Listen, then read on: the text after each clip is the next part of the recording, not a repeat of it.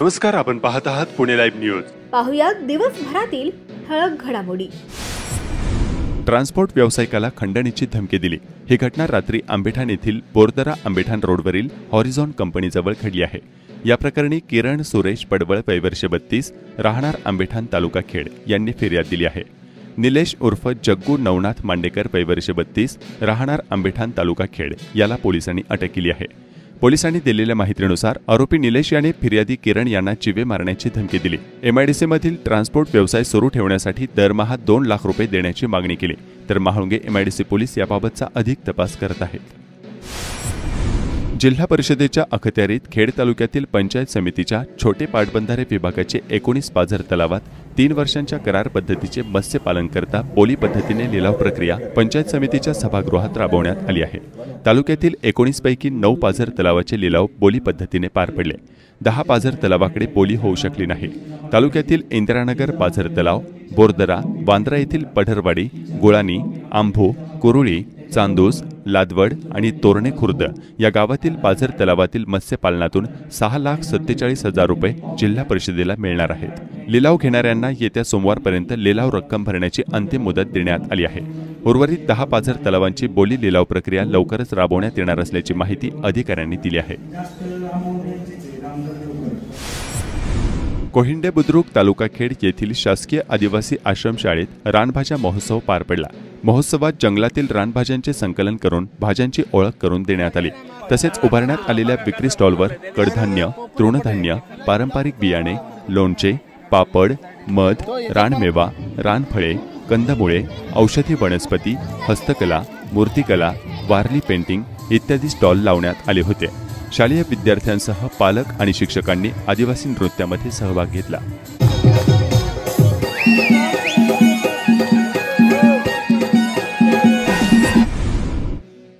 पुणे महानगर प्रदेश विकास प्राधिकरणातर्फे 35 भूखंड यांचे ऑनलाईन ई-लिलाव पद्धतीने 80 वर्षांच्या भाडेपट्टा तत्वावर वाटप करण्यात येणार आहे. यामध्ये हवेली, खेड, मावळ आणि मुळशी या तालुक्यातील विविध गावांतील 32 सुविधा भूखंड, 2 आरक्षित शैक्षणिक भूखंड आणि 1 सार्वजनिक सुविधा लायब्ररी किंवा संगीत विद्यालय भूखंड यांचे ऑनलाईन ई-लिलाव करण्यात येणार आहे. यासाठी विहित पात्रता धारणा करणाऱ्या इच्छुक व्यक्ती किंवा संस्था यांच्याकडून अर्ज मागविण्यात येत आहेत.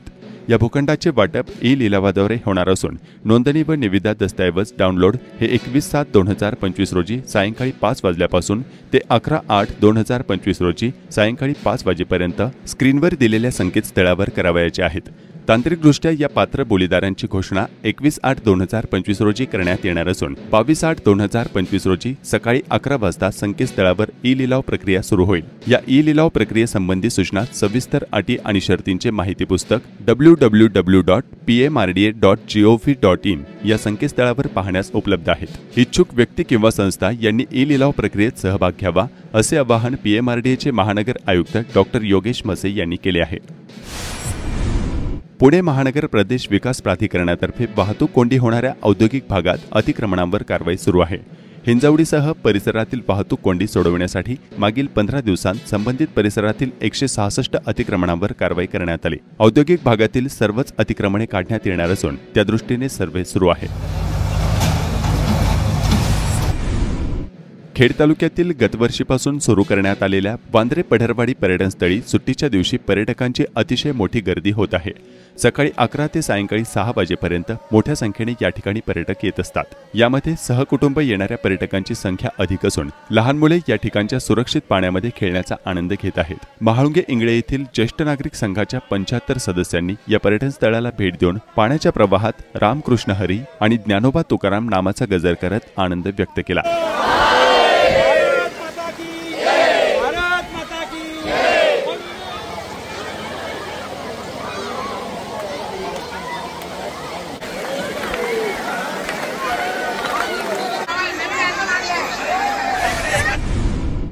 खेड तालुक्यातील कोहिंडे बुद्रुक विविध कार्यकारी सोसायटीच्या चेअरमनपदी लक्ष्मण धोंडीबा कुटे यांची बिनविरोध निवड करण्यात आली. या निवडीचे गावातून स्वागत करण्यात येत आहे. श्रीसंत सावतामाळी पुण्यतिथी निमित्त वाकीखुर्द या ठिकाणी मंदिराचा कलशारोहण आणि मूर्तीची प्राणप्रतिष्ठापना करण्यात आली.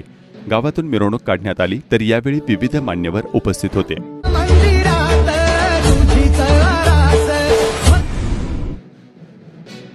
खेड तालुक्यातील सायगाव येथे श्री शंकरबाबा यांच्या पुण्यतिथीनिमित्त भंडाऱ्याचे आयोजन करण्यात आले आहे। भाविकांनी दर्शन व महाप्रसादाचा लाभ घेण्याचे आवाहन आयोजकांनी केले आहे।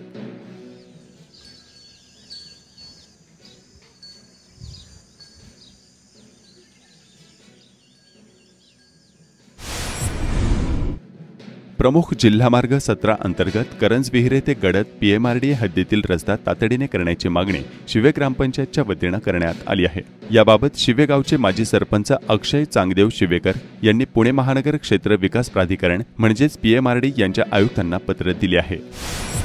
चाकण पोलीस स्टेशन हद्दीत नाणेकरवाडी येथे बेकायदेशीररित्या दाढी विक्री करणाऱ्या इसमावर गुन्हे शाखा युनिट 3 यांच्याकडून कारवाई करण्यात आली आहे। दाढीची अनेक कॅन जप्त करण्यात आली आहेत। विशाल राम भुजबळ वय वर्ष 39 राहणार चक्रेश्वर रस्ता चाकण असं अटक करण्यात आलेल्या आरोपीचं नाव आहे। चाकण पोलीस याबाबत अधिक तपास करतात। बँकेच्या संमतीशिवाय सानावी हाईट्स इमारतीतील सदनिकेचे सील आणि कुलूप तोडून सदनिकेचा बेकायदेशीररित्या कब्जा घेतल्याप्रकरणी एकावर चाकण पोलीस ठाण्यात गुन्हा दाखल करण्यात आला। या प्रकरणी बँक ऑफ इंडियाचे अधिकारी अरविंद कुमार साहू यांनी चाकण पोलीस ठाण्यात फिर्याद दिली आहे। त्यावरून अभिषेक दाभाडे वय वर्ष 38 राहणार आंबेठाण रोड चाकण यांच्यावर चाकण पोलीस ठाण्यात गुन्हा दाखल करण्यात आला आहे। बँक ऑफ इंडियाची स्थावर मालमत्ता flat number 301 Sanvi heights Ambethan road Chakan सदर ठिकाणी हा कब्जा घेण्यात आल्याची तक्रार बँकेच्या अधिकाऱ्यांनी चाकण पोलीस ठाण्यात दिली आहे। पुणे जिल्ह्यात जिल्हा परिषद आणि पंचायत समित्यांच्या पंचवार्षिक निवडणुकीचे वातावरण आता हळूहळू तापू लागलंय। जवळपास 3 वर्षांचा खंड पडल्यानंतर ही निवडणूक होत असल्यानं आतापर्यंत निष्क्रिय असलेले सर्व पक्षीय कार्यकर्ते आणि पदाधिकारी आता पुन्हा एकदा सक्रिय झालेत। जिल्हा परिषद गट आणि पंचायत समित्यांच्या गणांच्या नव्या रचनेवर अनेक ठिकाणी आक्षेपही नोंदवले गेलेत। यासाठी एकूण 217 हरकती आणि सूचना दाखल झाल्यात। गट आणि रचना अशी जिल्हाधिकारी कार्यालयानं ही प्रारूप रचना तयार करून आठवडाभरापूर्वीच प्रसिद्ध केली होती। त्यावर हरकती आणि सूचना नोंदवण्याची अंतिम मुदत 21 जुलै रोजी होती, ती सोमवारी संपली। प्राप्त हरकतींपैकी सर्वाधिक 87 हरकती खेड तालुक्यातून आल्या असून त्यानंतर हवेली तालुक्यातून 62 आणि शिरूरमधून 16 हरकती प्राप्त झाल्याचं प्रशासनाकडून सांगण्यात आलंय। चाकण आंबेठाण रस्त्यावरील SKS कंपनीत मंगळवारी मध्यरात्री भीषण आग लागली। चाकण नगर परिषद अग्निशमन दलाने तात्काळ कार्यवाही करत ही आग यशस्वीरित्या आटोक्यात आणली। आगीचे नेमके कारण अजून समजू शकलेले नाही। या घटनेमुळे झालेल्या नुकसानीचा तपशील अद्याप उपलब्ध नाही।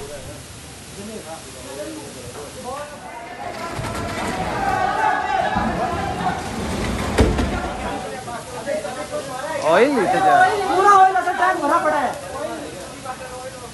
ओ शिव वाला चलेगा सर, पता नहीं ऑयल बहुत पकड़ेगा पानी से ज्यादा।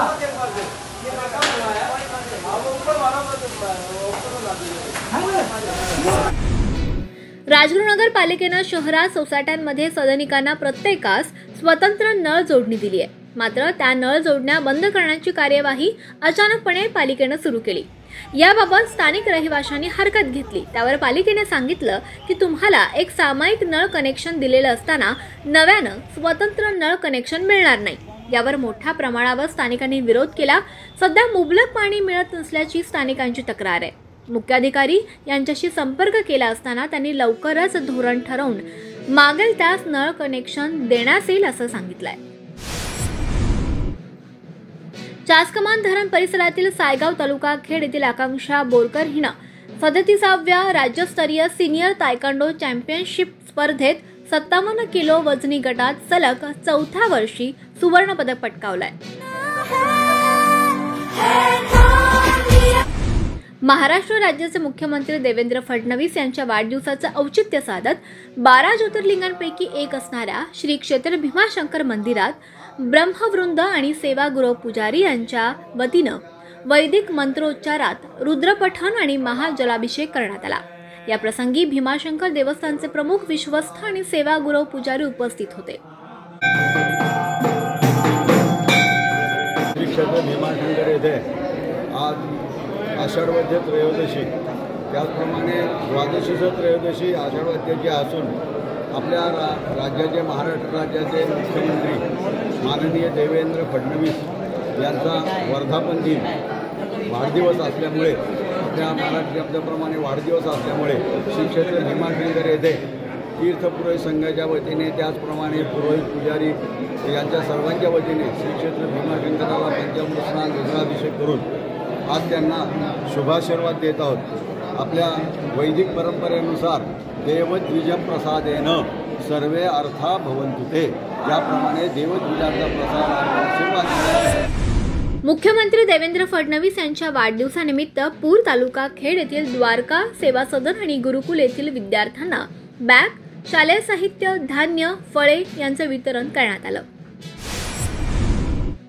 भारतीय जनता पार्टीच्या वतीनं चाकणमधील भाजप कार्यालय ग्रँड सेंटर येथे भव्य रक्तदान शिबिर संपन्न झालं असल्याची माहिती चाकण मंडल अध्यक्ष भगवान मेदनकर यांनी दिली आहे। यावेळी पक्षाचे पुणे जिल्हा अध्यक्ष प्रदीप कंदक, मनोज मांजरे, अमृत शेवकरी, प्रिया पवार, अनिल सोनावणे, कालिदास वाडेकर, प्रशांत शेवकरी, संदेश जाधव आदी उपस्थित होते। मंडलाध्यक्ष मेदनकर व त्यांच्या सर्व सहकार्यांनी या ठिकाणी रक्तदान शिबिराचं आयोजन केलं आहे। हुतात्मा राजगुरू महाविद्यालयात वाचन संस्कृतीच्या प्रचार आणि प्रसारासाठी विश्वास नांगरे पाटील यांच्या मन में है विश्वास या आत्मकथनाच्या 65 प्रती विद्यार्थ्यांना देण्यात आल्या। खेड तालुका शिक्षण प्रसारक मंडळाचे अध्यक्ष ॲडव्होकेट देवेंद्र बुट्टे पाटील, उपाध्यक्ष नानासाहेब टाकळकर, डॉक्टर संजय शिंदे यांच्या माध्यमातून हा उपक्रम राबवण्यात आला। हनी ट्रॅपसह अल्पवयीन मुलीवर अत्याचार केल्याप्रकरणी मुंबईतील अंधेरी एमआयडीसी आणि साकीनाका पोलीस ठाण्यात गुन्हा दाखल असलेल्या प्रफुल्ल लोढा याच्या विरोधात पिंपरी चिंचवड पोलीस आयुक्तालयाअंतर्गत पोलीस ठाण्यात देखील गुन्हे दाखल झाले आहेत। बावधन पोलीस ठाण्यात त्याच्यावर आणखी एक बलात्काराचा गुन्हा लोढा याच्यावर दाखल झालाय। प्रफुल्ल लोढा वय 62, जामनेर जिल्हा जळगाव असे गुन्हा दाखल केलेल्या आरोपीचे नाव आहे। प्रफुल्ल लोढावर मुंबईतील अंधेरी एमआयडीसी आणि साकीनाका पोलीस ठाण्यात नोकरीचे आमिष दाखवून एका 16 वर्षीय मुलीस तिच्या मैत्रिणीवर अत्याचार केल्याचा आरोप आहे। मुलींचे अश्लील छायाचित्र काढून मुलींना डांबून ठेवून त्यांना धमकवल्याचीही त्याच्यावर आरोप आहे। 3 जुलै रोजी साकीनाका पोलीस ठाण्यात पोस्को बलात्कार, खंडणी, फसवणुकीचा गुन्हा दाखल आहे, तर 14 जुलै रोजी अंधेरी एमआयडीसी पोलीस ठाण्यात पोक्सोसह बलात्कार आणि हनी ट्रॅपचा गुन्हा दाखल करण्यात आला आहे। साकीनाका पोलिसांनी लोढा याला 5 जुलै रोजी अटक केली आहे। या प्रकरणी राष्ट्रवादीचे नेते एकनाथ खडसे यांनी लोढा हा भाजपचे मंत्री गिरीश महाजन यांचा निकटवर्तीय आणि विश्वासू कार्यकर्ता असल्याचा खळबळजनक आरोप रविवारी 20 जुलै रोजी केला होता। त्यामुळे महाराष्ट्राच्या राजकारणात खळबळ उडाली असतानाच आता प्रफुल्ल लोढा याच्यावर पिंपरी चिंचवड पोलीस आयुक्तालयाअंतर्गत बावधन पोलीस ठाण्यात आणखी एक बलात्काराचा गुन्हा दाखल झालाय। या प्रकरणी कोथरूड येथे राहणाऱ्या 36 वर्षीय महिलेने फिर्याद दिली आहे। आरोपी लोढा यांनी फिर्यादी यांना तुमच्या पतीला नोकरी लावतो असे सांगून त्यांना 27 मे 2025 रोजी रात्री 8 वाजता बालेवाडी येथील ऑर्किड हॉटेलमध्ये बोलावले। फिर्यादीस तुझ्या पतीला नोकरी लावायची असेल तर त्या बदल्यात मला तुझ्याशी शरीर संबंध ठेवायला दे असे म्हणाला। त्याला फिर्यादी यांनी नकार दिला असता तुझीही नोकरी घालवेन अशी धमकी दिली आणि जबरदस्तीने फिर्यादीच्या इच्छेविरुद्ध तिच्याशी शारीरिक संबंध ठेवले। या प्रकरणी पीडित महिलेने 17 जुलै रोजी बावधन पोलीस ठाण्यात धाव घेऊन फिर्याद दाखल केली। पीडित महिलेने दिलेल्या फिर्यादीनुसार लोढा याच्यावर बलात्कार व धमकीचा गुन्हा दाखल करण्यात आलाय। लोढा सध्या मुंबई पोलिसांच्या अटकेत आहे। मुंबई पोलिसांकडून त्याचा ताबा घेतला जाणार असल्याचे पिंपरी चिंचवड पोलीस आयुक्तालय व बावधन पोलिसांनी माध्यमांना सांगितले आहे।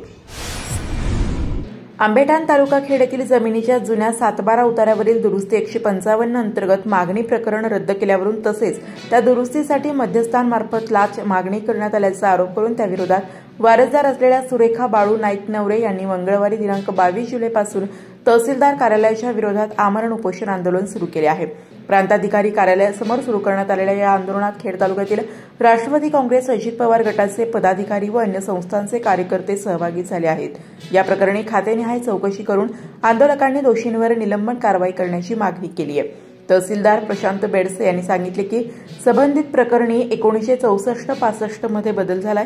2018 मध्ये अर्ज दाखल झाला असून तो नियमात बसत नाही। गटवारी योजनेच्या अगोदरच्या नोंदी तहसीलदार स्तरावर हस्तक्षेप करता येत नाही। त्यांना जिल्हा अधीक्षक भूमी अभिलेख कार्यालयाकडे दाद मागावे असे आवाहन केले आहे। गैरसमजातून चुकीचे आरोप होत असल्याचे तहसीलदार बेडसे यांनी स्पष्ट केले आहे। खेड तालुक्यातील खरीप हंगामातील एकूण 54,637 हेक्टर क्षेत्रापैकी 33,668 हेक्टर क्षेत्रावर पेरणीची कामे पूर्ण झाली असून 62% पेरण्या झाल्याचा अहवाल तालुका कृषी अधिकारी प्रमोद बनकर यांनी प्रसिद्ध केलाय। तालुक्याच्या पश्चिम भागातील 7,750 हेक्टरपैकी 6,900 हेक्टर क्षेत्रावर भात लागवडीची कामे होऊन 90% पेरणी पूर्ण झाली आहे। सध्या पावसाने दडी मारल्याने भात खाचरात लावणीसाठी पुरेसे पाणी नसल्यामुळे भात लागवडी रखडल्या। तालुक्यात सोयाबीनचे क्षेत्र घटले असल्याने 18,960 हेक्टर क्षेत्रापैकी 14,000 हेक्टरवर पेरणी होऊन खुरपणीच्या कामांना वेग आलाय। तालुक्याच्या गुळाणी वाफगाव या पूर्व भागासह पश्चिम भागात पाईट कडूस परिसर बटाट्याचे आगार म्हणून ओळखले जाते। तालुक्यात 4,500 हेक्टर क्षेत्रापैकी अवघी 551 हेक्टरवर 13% बटाटा लागवड झाली आहे। यंदा मे व जून महिन्यात पाऊस झाल्याने बटाटा लागवड रखडली आहे। उत्पादक शेतकऱ्यांनी बटाटा बियाणे खरेदी न करता पावसाच्या उघडीपाची वाट पाहिली। तालुक्यात खरीप हंगामातील मुख्य पीक म्हणून ओळखले जाणाऱ्या भुईमूग आणि बाजरी पिकाचे पावसाळी पीक क्षेत्र अगदी नगण्य राहिले असून या पिकांचे क्षेत्र उन्हाळ्यात मोठ्या प्रमाणात वाढल्याचे पाहावयास मिळत आहे। तालुक्यात टोमॅटो, चारा पिके, भाजीपाला, तृणधान्य, कडधान्य, गळीत धान्य मिळून एकूण 62% पेरणी कामे पूर्ण झाली आहेत। यंदा ऊस आणि कांदा पिकांची लागवड होऊ शकली नसल्याचे कृषी विभागाने कळवले आहे। जाती धर्माच्या भिंती तोडण्यासाठी अंनिसने महत्त्वाचे पाऊल उचलले असून महाराष्ट्रातील पहिले आंतरजातीय आंतरधर्मीय वधूवर सूचक केंद्र सुरू केले आहे। सध्या राज्यात आणि देशभरात जाती आणि धर्माधर्मांच्या मध्ये मोठ्या प्रमाणात विद्वेष निर्माण केला जात आहे। त्यामुळे जाती आणि धर्मांच्या पलीकडे जाऊन जोडीदार निवडण्याची इच्छा असलेल्या लोकांच्यासाठी असे जोडीदार शोधणे अत्यंत अवघड झाले आहे। या पार्श्वभूमीवर जातीमधल्या भिंती तोडण्यासाठीचा कृती कार्यक्रम म्हणून महाराष्ट्र अंधश्रद्धा निर्मूलन समितीच्या वतीने राज्यस्तरीय आंतरजातीय आंतरधर्मीय वधूवर सूचक केंद्र सुरू केले आहे। या केंद्रामध्ये आंतरजातीय आंतरधर्मीय विवाह स्वेच्छेने करणाऱ्या वधूवरांनी आणि पालकांनी आपली नाव नोंदणी करावी असे आवाहन या केंद्राचे राज्य समन्वयक शंकर कणसे आणि डॉक्टर ज्ञानदेव सरोदे यांनी केले आहे। आंतरजातीय आंतरधर्मीय तसेच विधवा विधुर विवाह करू इच्छिणाऱ्यांनी देखील आपली माहिती या केंद्राचे समन्वयक शंकर कणसे संपर्क 99 22 35 54 35 व डॉक्टर ज्ञानदेव सरोदे संपर्क 95 27 72 14 75 यांना पाठवावी किंवा आपल्या गावातील अंधश्रद्धा निर्मूलन समितीच्या कार्यकर्त्यांशी संपर्क साधावा असे आवाहन महाराष्ट्र अंधश्रद्धा निर्मूलन समितीचे राज्य कार्यकारिणी सदस्य डॉक्टर हमीद दाभोलकर, राहुल थोरात, नंदिनी जाधव, मिलिंद देशमुख, मुक्ता दाभोलकर, मनोहर बापू शेवकर यांनी केले आहे। धन्यवाद। आपण पाहत होतात पुणे लाईव्ह न्यूज। भेटूयात उद्याच्या बातमीपत्रात।